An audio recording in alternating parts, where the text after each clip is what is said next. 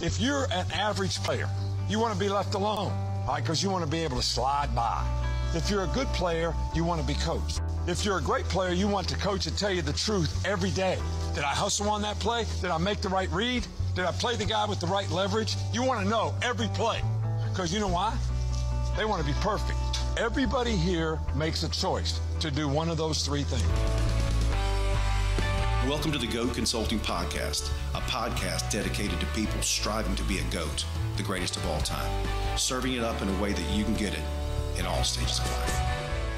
Hey, I'm Colby Jubinville, and welcome to another episode of the GOAT Consulting Podcast right here in studio in VC Productions in Nashville, Tennessee. We are the GOAT Consulting Podcast. We serve it up in a way that you can get it, like Waffle House. Yes. In our 20s, they teach us to get in the game. In our 30s, they teach us to move up in the game. In our 40s, we try to stay in the game because those 30-year-olds are so damn good. In our 50s, what the research says is we finally ask ourselves, what is it that I really want? And in GOAT, sports, GOAT is easy to see. They're recognized for their greatness. They elevate the play of those around them. But in business, it's people that compete on unique perspective, unique education, and unique experience. What they do gives them energy, and it gives other people energy, creating new levels of challenge and new levels of opportunity. And we've got a great guest today that I think is indicative and represents all those things. Tyler is on the road. 86 Tyler. He's not here. Tyler, where are you? He's not in the seat. But to the left, as always, my good friend John Byers. He is the calming force to our show, and lately been responsible for bringing in so many great guests, like the guest today, Robbie Allen. So, Robbie, we're glad that you're here with us today. John finds and meets people. I call him the mayor of Brentwood. Wherever he goes, he just finds incredible people and says, hey, I've got this podcast that I didn't even really want to do a long time ago, but now I love it. Will you come please be a part of it? So we thank you for being here. And I'm going to turn it over to you, John. Yeah, thank you. Let you do what you do and get some popcorn and kind of hang out. So have at it. Well, before we officially welcome Robbie into the GOAT bosom. Yes, we need to thank Dev Digital for sponsoring us. Yes, Dev, they're so good to us. Thank you for that. So Robbie Allen is the CEO of 1GI. He's an entrepreneur. He sold a company, NeuroMatrix, probably others. That's one that you could easily find, a healthcare tech firm. Here's what I love about you, Robbie, that you, I think, shared this about yourself. You said, my superpower is building and empowering amazing leaders and teams that are both materially successful and deeply connected to the purpose and people in the organization they serve. And to me, the heart of it is how you wrap that sentence up. I added to this that you are also a master poker player. If there is a certain level of mastery, you've reached it. So we're going to talk about that. You've played with some world champions, including one of my favorite and your friend, Annie Duke. I think we're going to also talk about how you've used lessons from those days of poker domination, as I might add, to lead teams, as you've called it, game theory. And so we're going to talk more about that. But welcome to the show. So great to have you. You're traveling around the world. Where are you at the moment? I'm in Columbus, Ohio today, so I have to shout out an OHIO to my wife. This is her alma mater. This is where she loves to watch football. It's a little jarring to me, but I'll chip in and be on the team here. Do your part. So. Do your part. He even did the OH. Right. I know. Well done. Someplace exotic in Columbus, Ohio. That's right. Well, Robbie, thank you for joining us. I've been thrilled to have you, and we've gotten to know each other a little bit, and really admire your background, the work that you do, and a lot of the things that will probably come out along the way of our chat today. Before we go down there, though, maybe you can just briefly catch us up on how you got to today, and maybe even specifically within two things. Colby, you kind of tee this up as, 80% of our life's defining moments happen before age 35. So what is this one defining moment? And then, but start with your question about. Well, so one of the things I have enjoyed asking of our guests, just more recently, actually, the last month or so, is give us your best childhood memory. Yeah, take us way back. My best childhood memory, goodness. Or There's a maybe your bunch to worst. choose from. Or worse, whatever.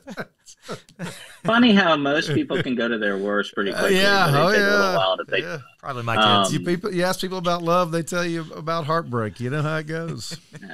Absolutely. No, I have a lot of good childhood memories, but I think probably one of my very favorites. My dad was a Navy pilot, aviator, so he was gone a lot when I was a kid. And when he would come home, and he would be off cruise after being in the Mediterranean for a year, wherever he was. I would have been about 6 or 7. We would go to the base, and I would get to sit in the simulators, which at that point in time I thought were the most advanced simulators in the world. And they were, but they were, LED dot matrix kind of real cockpit, but that was about as far as it went. They wouldn't turn on the motion. I wasn't allowed to move around in them, but I was allowed to pretend like I was flying the jets with all of my dad's naval aviator peers, and they would have been in their early 20s at the time. So they were not a whole lot older than I was. So we had a lot of fun doing that. I have very fond memories of that. That's very interesting. Yeah. So setting the stage for you to move into developing the superpowers that you did along the way. Yeah. What about this one defining moment? Is there something that set the trajectory for you prior to 35 where you said, "Hey, this is the direction that I want to go in"? There is, and I wish it was a happier story. I went to school in upstate New York for the first part of college, and I was on an Air Force ROTC scholarship. So they were paying the way. I went to a school called RPI, which has a distinction of having a male to female ratio at the time of something like 100 to 1. It felt like it. I think it was actually 20 to 1 or something, in Troy, New York. So just a lovely cosmopolitan town at the time. Upstate New York, Utica, Troy. Yeah.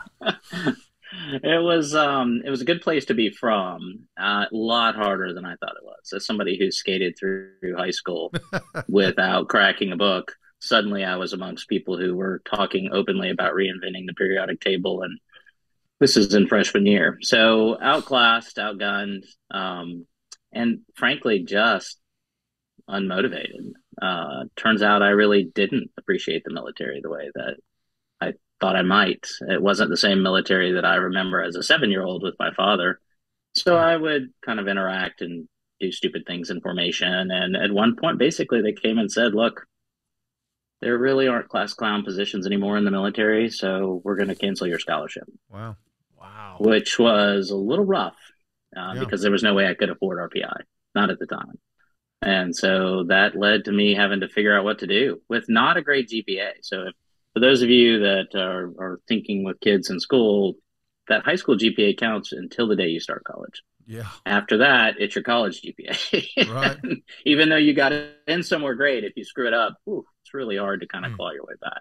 So how old were you at this moment, and then what did you do? I would have been about 20, 21. And so we had to make some decisions. I had to kind of think through what I was going to do. And I say it was defining because I came back home and I had been admitted to Georgia Tech and a lot of other schools. So I went straight to Georgia Tech and said, "Hey," and they took one look at my GPA and said, "Yeah, we don't really do academic bankruptcy here. Here's what you need to do. You're going to need to go and take basically this year of classes and get all A's in them. And then maybe we'll let you into tech." So that really didn't work well for me. So I went to 4 different colleges around the Atlanta area, mostly then what we would call junior colleges. And I missed half of each class most of the days driving between the colleges to take them all in one semester. And got all A's. And came back in a couple months later into the admissions office and said, "Here you go." And I think they were a little floored and a little perturbed, but they let me in. So I think what I needed to understand, and look, the universe keeps putting this lesson in front of me every month. I'm not nearly as smart as I think I am, and hard work will trump talent and brains every day, and including for me. So Sure. I think we prize, the unique solution that somebody pulls out of their head on the spot. It taught me that everybody with enough hard work can get in there and make a difference, including myself, in areas that I didn't think I could. So it was kind of my redemption period that let me get enough confidence to then take the steps that led to starting some businesses and moving forward in a whole different trajectory. One of the things I talk about our kids, and I try to remind myself often, and let's not mistake what I'm about to say is because I was getting all A's in high school, or convincing Georgia Tech that I belonged there with that kind of smarts. But I talk to our kids and remind myself all the time of hard work. No matter maybe not no matter what you want to do, because I don't know that I believe that, but there's so much in life that we can overcome with extra effort, right? And outperform certain people, that things come naturally to them if we work harder than them. Eventually that will likely cross-sect, right? And we will advance in really unique ways. So can you maybe say that how you said it once again? You said the lesson the universe keeps putting back in front of me. I like that. Hard work will trump brains and flashes of brilliance every day of the week. It really will. And hard work is really what you want more of. Brilliance is only good in the moment of brilliance. Hard work is good over time. And I think that lesson was really tough for me. At what point did poker come into your life? Poker came in college. We needed spending money, and we were all engineering students. Math plays, as you might imagine, fairly heavily into engineering. And MIT fraternity brothers were going and doing blackjack rings. And several of my fraternity brothers, we loved to play poker. And so we knew when there were conventions in town down in Atlantic City, and we would possibly borrow some of the older brothers' IDs, and we would go and we would clean out the conventioneers, not necessarily playing together in a coordinated way, just playing good, solid poker. Playing the way you know how to play. Good, solid Exactly. poker. What it makes me think of as you're talking about that is that moment in Hangover where Zach Galifianakis goes down and all the numbers are just coming in the background. Yeah. Kind of like the Matrix, that's what as you were telling the story, that's what was playing in my head. I wish it was that glamorous. Back in the day, it was an easier game. All the conventioneers were drinking. They all had cash. You didn't really have to be that good at the game. You just had to play solid strategy. Today's game, and I think are highly sophisticated, incredibly, and it grows and varies every year that I go out and play a tournament. I'm amazed at the nature of the game and the way that it's changed and how many iterations forward, and very clearly reminded that lack of practice means that you lose those skills very quickly. It reminds me of a previous conversation with Jason Pfeiffer and pattern making. That's what poker is, right? Yeah, what he's describing when he said the universe keeps putting this in front of me is, we had a guest, Jason Pfeiffer, who said that all of us are born with pattern making, and just some people have the ability through their own experiences or their own choice to acknowledge that, see it for what it is, and then build on what he called vertical thinking versus horizontal thinking. And when I hear you tell that story of version 1 to version 2 to version 3, and obviously these companies that you've built along the way, I think your story is a great example of that, of pattern thinking and taking this pattern to build the next pattern to build the next pattern. That's good. I like that, actually. I think that's on point. Yeah. And I think that is exactly what you see play out in people who have enough sort of EQ and internal awareness, that's right. Self-awareness. Yeah. Yeah. Well, I know we're going to talk more about that, but one of the ways that we honor our guests, Robbie, is we ask them to give us their own definition of a GOAT. And with all of your experience in life and business and the world that you've lived in, I can't wait to hear yours. So please share it with the world. And did you meet them in Troy, New York? I've met a lot. I've been to Troy, New York. It is not a place that you want to spend a whole lot of time, much less go to a military school. So wow. I could easily understand why you decided enough of this. I'm moving on to the next thing. Is that close to that military base where they did Woodstock 99? Is it close to there? And I seriously doubt any of those bands are on his playlist. But we'll wait to the end to see if he listens to Corn. Oh, gee whiz. Where's Peter, Paul, and Mary when you need them? Oh, I know. Goodness, man. I don't know. You mentioned the decades in the beginning, and what's after 50? I need to make sure 60s. You know, I've been asked that, and if 50s, you say this is what you really want, in the 60s, you get it and do it. So that's yeah. A 60-year-old told me that, and I said I'm going to add that to the show. You're part of the show now. So in the 60s, maybe I need to add that. And then, by the way, in the singles, one of our guests said in their singles, what did he say about the singles and doubles? You have fun when you're in the doubles. It's all about having fun. You don't have to worry about credit card payments or house payments. Yeah, Davey, what did he say? This is where you enter. Yeah, Davey. Get your mic on. I genuinely can't remember what he was saying. Oh, he genuinely can't remember. Okay. At least you were kind about it. Well, we'll get back to that. But yeah, in your 60s, you get it and do it. So there you go. I like that. Yeah. I like that. So your definition, Robbie Allen's definition of a goat.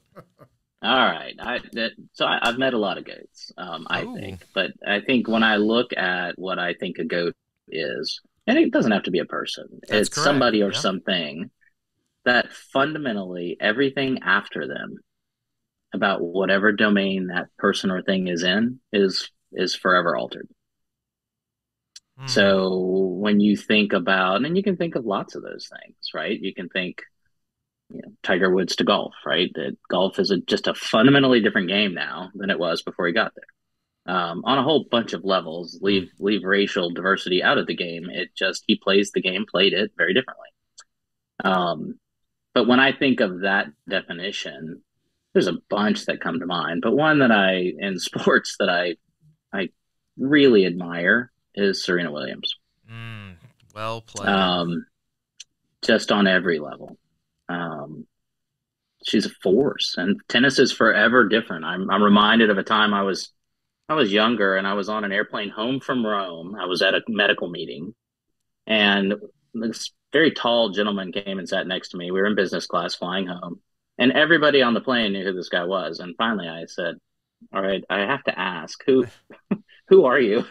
He said, well, Michael Jordan. My name's Michael Jordan. He would have been in the G5 next door on the tarmac, but it was Todd Martin. And Todd Martin was a tennis player. I'm a really good tennis player. Yeah. And we just talked. It was one of those horrible flights where we were delayed on the tarmac for 8 hours before we took off on our 10-hour flight home. And I was asking him about tennis, and I said, is anybody changing the game? I remembered McEnroe and Board playing and Jimmy Connor screaming and yelling at everybody in the stands. But I asked, what's new? And he said, well, in the men's game, he gave some examples. And I said, what about the women's game? And he said, well, 2 are. And I said, what do you mean? And he goes, there are 2 that are changing the game. And this was early when they were starting.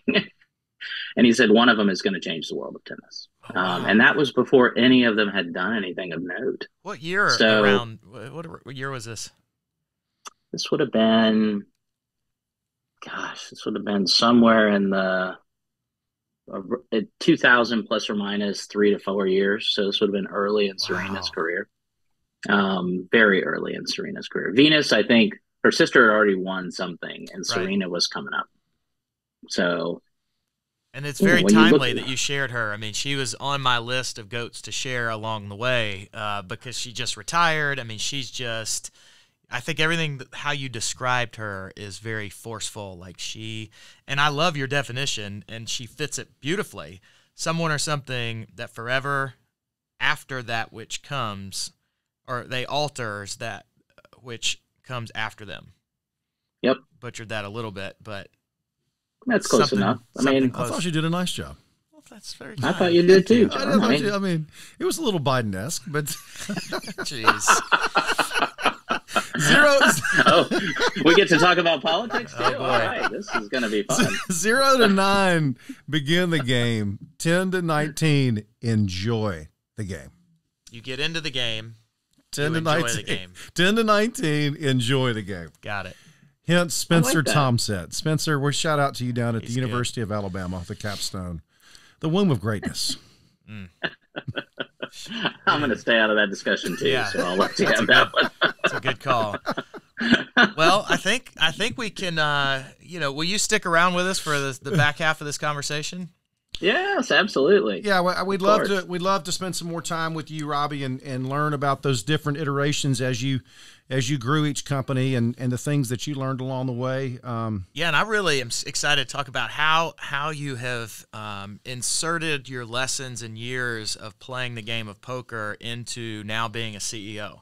So some cool stuff to unpack here. Yeah, poker, Absolutely. poker patterns, and so much more. We look forward to spending some more time with our good friend Robbie Allen. For Tyler, who is out playing baseball somewhere, and John Byers, I'm Colby Jubenville, and this is the GOAT Consulting Podcast. Boom.